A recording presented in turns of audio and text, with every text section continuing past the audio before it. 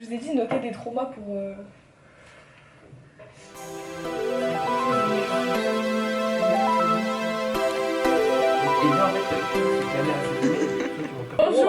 Bonjour, aujourd'hui on se retrouve pour un trauma candy salade version YouTube version siblings. C'est quoi siblings? Frère et sœur. Déjà on voit qu'Elisa c'est pas pareil en anglais. Ok. Qui commence? Non, moi je commence. On était petits et tout, du coup on a 1 an et demi d'écart, 5 ans d'écart. On était à la mer. Bon, si tu parles lentement comme ça. Ouais, vas-y, prends ton temps, genre. Enfin, on était à la mer et tout, et genre on s'amusait, tout ça. Et en fait, à un moment, la daronne, tu vois, il est où Alexandre? Et on était sur la plage en plein été, donc blindé, ça voilà. Et on se rend compte qu'en fait, Alexandre, il est pas là. Et donc le premier truc qu'on se dit, c'est vu qu'il aime trop aller se baigner, il s'est noyé. Voilà. Et au final, on commence à paniquer, la daronne qui part, pied ferme et tout, moi qui commence à hurler. Alexandre! Alors que je le détestais, il faisait que de me casser les couilles. Toute la journée, je lui en mettais pas la gueule, mais là, j'étais triste comme par hasard. Alexandre et tout, nana. On était à une plage, on était allé à une autre. Genre, on a tout traversé. Le mec J'avais marché 1 kilomètre. Le mec avait marché 1 kilomètre jusqu'à l'autre plage. Le poste de secours nous avait appelé. On arrive, on était tous en panique, moi en pleurs. Elle comprenait pas. Ma mère, elle était trop énervée. Alexandre, assis sur une chaise avec une serviette et des putains de princes, des gâteaux là, des BN, je sais pas ce qu'ils bouffaient, en mode ah bah vous êtes là. Voilà, et ça m'a traumatisée et ça a renforcé ma peur de l'abandon. Donc pour l'occasion, j'ai ramené du sirop d'agave. Quand j'étais petit, en fait, je savais pas écrire bien. Et du coup, tous mes cours, quand j'étais en primaire, tous mes cours, je devais les écrire sur du papier spécial. Genre j'avais, oui, vous vous rappelez pas de ça? Non. Genre j'avais des big carreaux pour écrire et tout le monde se foutait de ma gueule. Des carreaux méga fun. Voilà, des carreaux méga fun. Et pour l'occasion, j'ai ramené du cru madras.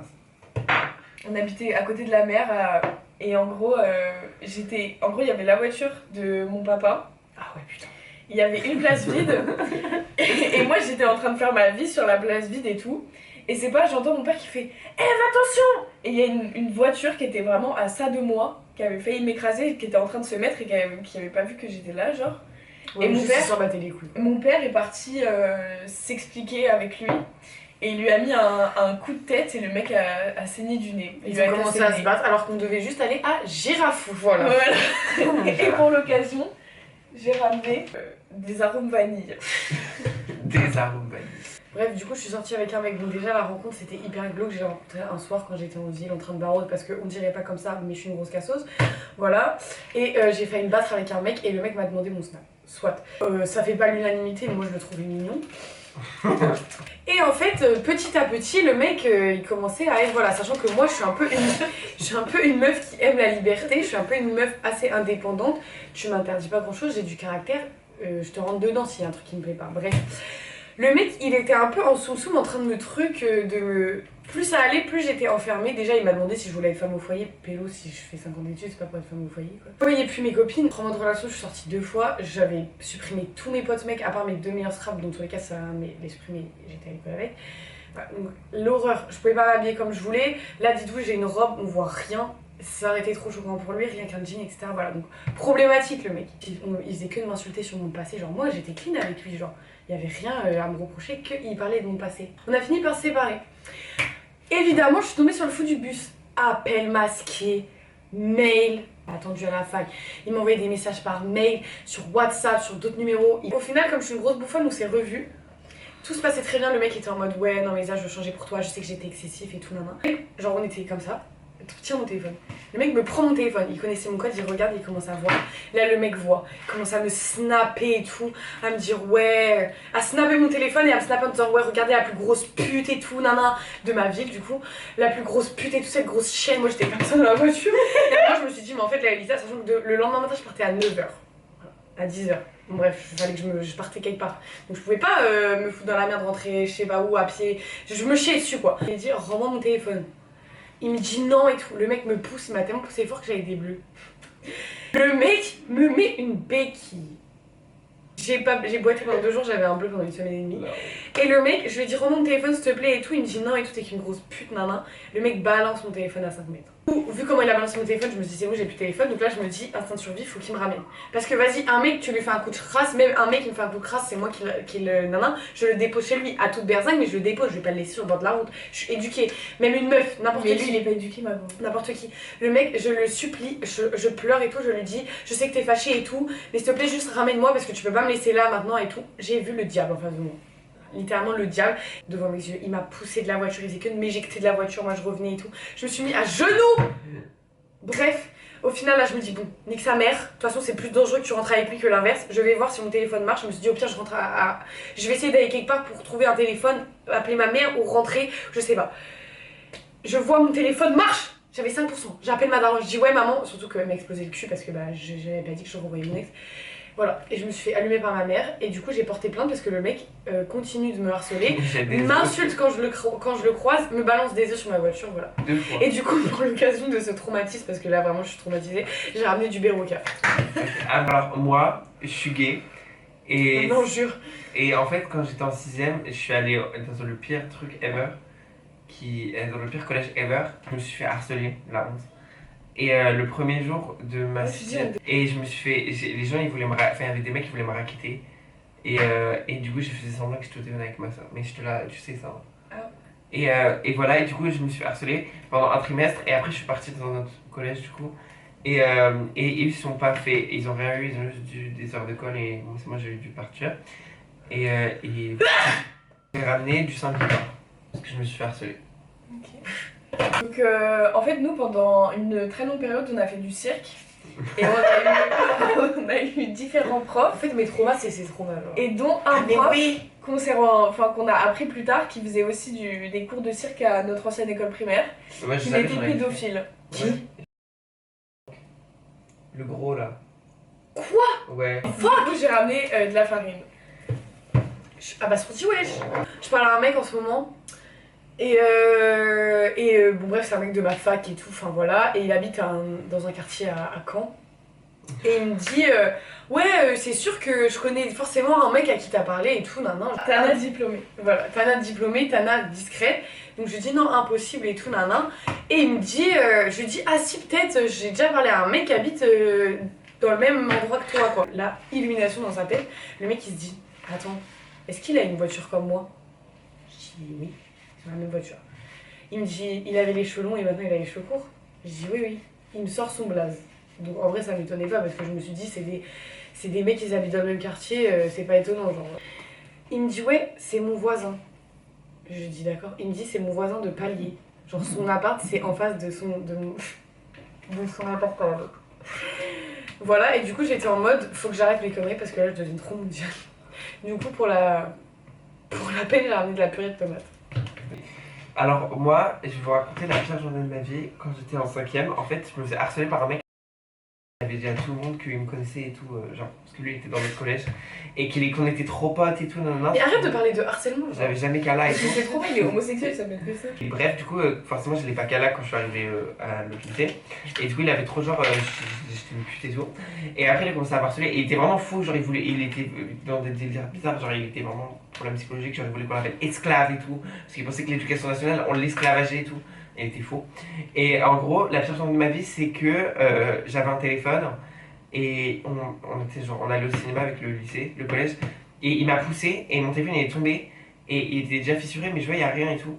Et après au final pendant la séance de cinéma en fait je voyais il y avait genre les fissures elles devenaient vertes et noires et tout et ça s'explosait comme ça. Et pendant la même séance il m'a frappé parce que je l'avais touché avec mon pied, genre j'avais pas fait exprès, genre il était passé devant moi, il avait marché sur mon sac. J'ai dit pourquoi tu marches sur mon sac, il me fait bah il y a ton sac donc j'ai marché dessus. Et après j'ai touché avec mon pied parce que je me suis mis genre pour qu'il passe et il m'a frappé, il m'a secoué comme ça.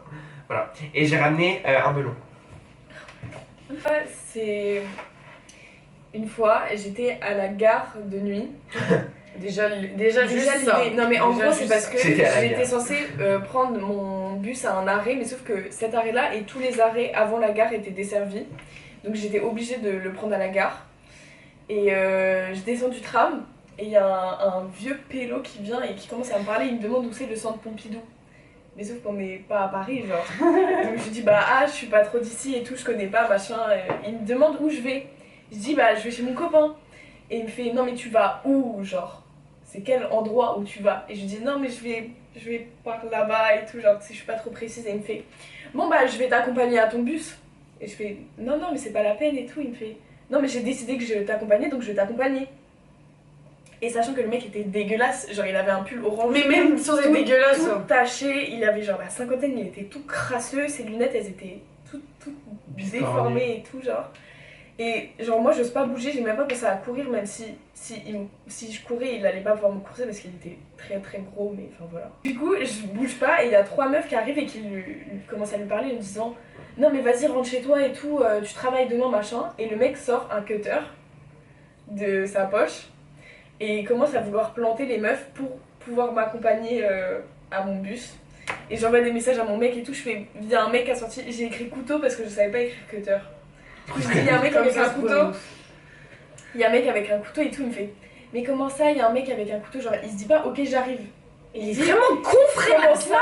Qu'est-ce qui se passe? Non juste viens me chercher genre. Bref, et du coup il me dit, pour ceux qui sont de ma ville vous allez voir, en gros t'as la gare, t'as un centre commercial à côté et il me dit va vers le centre commercial. Sauf que moi je suis partie de l'autre côté en fait. Donc j'ai dû repasser par la gare. Et c'est pas il est au passage piéton là où je veux traverser, du coup je fais un détour. Et c'est pas il commence à me resuivre. Et j'étais tellement en stress que j'ai vu un groupe de 5 mecs et que je me suis dit ah si le mec il m'agresse ils pourront me protéger. J'ai même pas eu peur d'eux genre. Bref voilà, et pour l'occasion j'ai ramené des lentilles. Bah moi c'était en 2023. J'ai eu le permis l'été 2023 et tout. Et en gros, mon père il m'avait acheté une voiture. Pour ceux qui veulent savoir, c'était une Saxo Bic, je précise, parce que c'est un peu plus stylé. Et le soir, à 1h du mat, je vais à la plage avec quelqu'un et tout. Je pars de la plage et tout, nanan. Et 5 minutes après, genre je roulais normal et tout. Genre je venais d'avoir le permis, donc j'étais pas la folle du bus. Surtout que moi, genre j'étais pas forcément très à l'aise au volant. Et du coup, aquaplaning, je glisse ma voiture, je panique un peu, je mets un coup de volant.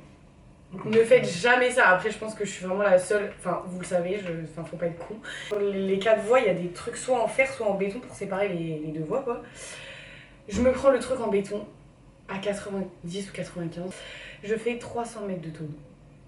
C'est beaucoup 300 mètres. Ouais, avec une Saxo. Dans ma tête, c'était tellement long. Je me suis dit, quand est-ce que ça s'arrête, genre. Et vous voyez les trucs dans les films, le bruit de dérapage et de pfff. Bah c'était ça, genre. Vraiment c'était ça le bruit, le seul bruit que je me souviens. Et je me souviens qu'on est comme ça dans la voiture et tout. Et c'est, en même temps d'un côté c'est passé super vite, mais en même temps c'était tellement long, je me suis dit quand est-ce que ça s'arrête? On arrive sur le toit. Et le premier truc que je fais c'est t'es en vie et tout, nanan. Moi je commence à paniquer parce que je vois qu'il est en vie et qu'on est retourné. On sort par les fenêtres parce qu'elles avaient explosé, voilà. On était en plein milieu du périph', enfin de la 4 voies. Du coup, en soi, il était 1h du matin, Dieu merci avec personne, parce que sinon j'aurais tué des gens, je pense. Voilà, on sort de la bagnole, moi je commence à traverser la 4 voies comme s'il y avait personne. Les gens roulent à 110, ma gomme, détends-toi. Je vois une voiture, je cours. Ils avaient déjà appelé les pompiers, bref, la tête en sang et tout. En soi, j'avais juste un truc d'ouvert, mais en gros, le truc c'est que j'ai eu rien de grave. J'ai eu des égratignures, même là, ils m'ont même parcouru la tête, genre rien. Je me suis convertie.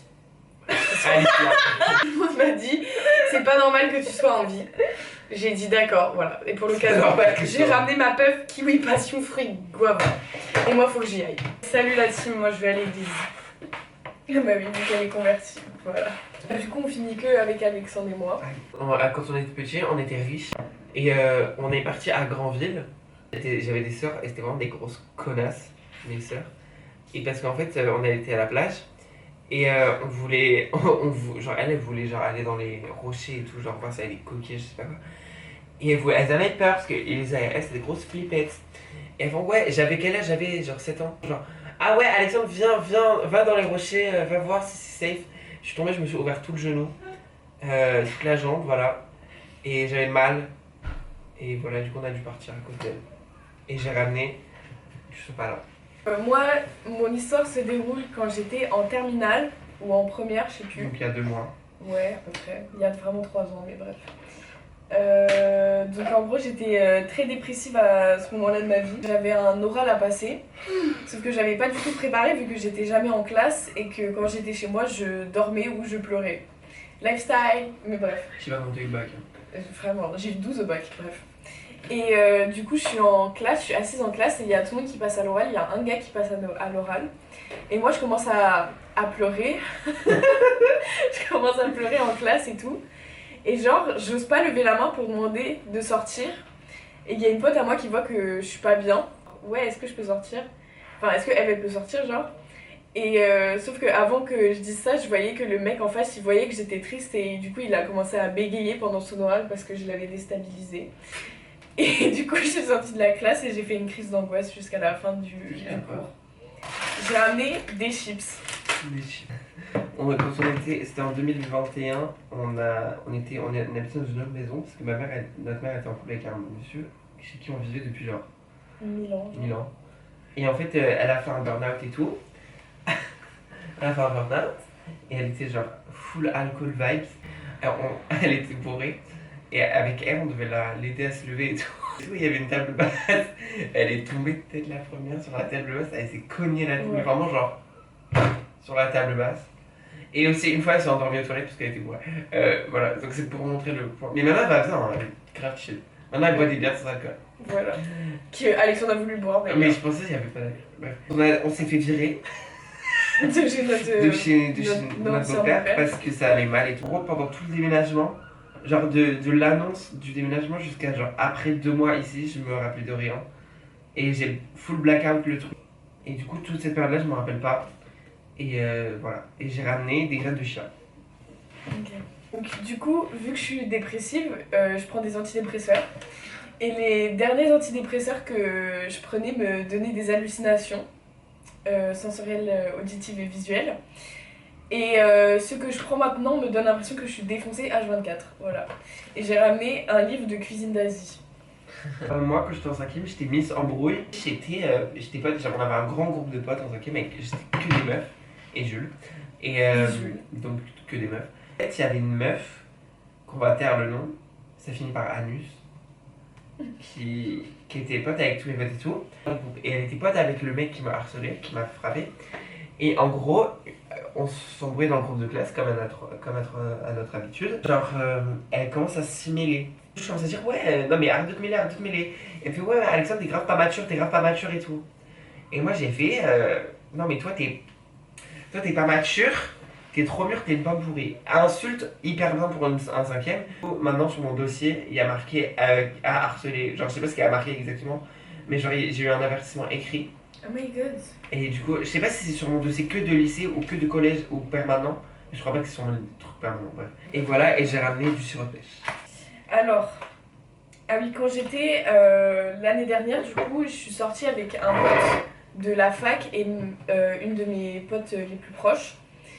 Et on était au port, pour ceux qui voient à Caen. On était au port, donc à 1h, vraiment, il n'y a que des drogués là-bas. Et il y a un mec qui commence à venir nous parler de prendre de la cocaïne et tout, des trucs comme ça. Trop bien. Et du coup, la pote avec qui on était, elle a une mini alarme que quand tu tires dessus, ça fait un bruit. Donc elle a sorti ça, elle a fait le bruit et tout. Et sauf que le mec, ça l'a pas du tout fait fuir, ça l'a énervé. Donc on a commencé à courir et nous courser et on est monté dans la voiture d'une meuf qui voyait qu'on était en galère. Et on a croisé 2 gars sur le chemin, donc il a couru avec mon pote. Et puis après on s'est tous réunis et tout et on était en mode oh my god, qu'est-ce qui vient de se passer, genre. Bref, et j'ai ramené le levure vanille. Putain. Voilà, c'était notre petit trauma candy salade. J'espère que ça vous a plu, même si Elisa a dû partir en cours de route. Mais t'es malade ou quoi? Au revoir.